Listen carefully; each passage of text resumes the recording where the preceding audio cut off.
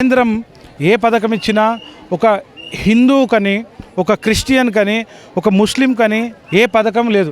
ఏ పథకమైనా ప్రతి ఒక్కరు అర్హులే. అక్కడ ముస్లిం అయినా, హిందూ అయినా, క్రిస్టియన్ అయినా, ఇసాయి అయినా ఎవరికైనా ఎవ్వరు ప్రత్యేకం కాదు. నరేంద్ర మోడీ దృష్టిలో అందరూ సమానమే, ప్రతి ఒక్కరు సమానమనే భావంతో చూసే ఏకైక ప్రధాని నరేంద్ర మోడీ గారు. ప్రజలు ఉత్సాహంగా ఉన్నారు. తెలుసుకోవాలన్న ఆలోచన వాళ్ళలో అటుకుపోయింది.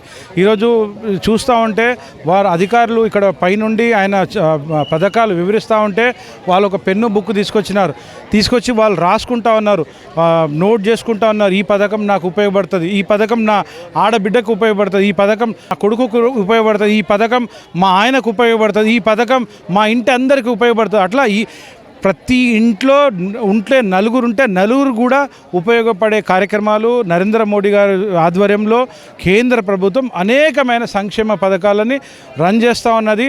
ఇప్పుడు ఏదైనా సరే ఒక ఎగ్జాంపుల్, ఒక రాష్ట్ర ప్రభుత్వం ఏదైనా పథకం తీసుకుంటే అమావాస్యకో, పుణ్యానికో, లేకుంటే దసరాకో, దీపావళికో ఈ విధంగా వాళ్ళు తీసుకుంటారు. కానీ కేంద్ర ప్రభుత్వం పథకాలు 365 డేస్ రన్ అవుతాయి.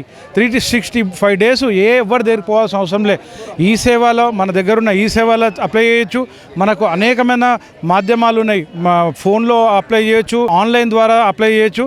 365 డేస్ కేంద్రం పథకాలు రన్ అవుతూనే ఉన్నాయి.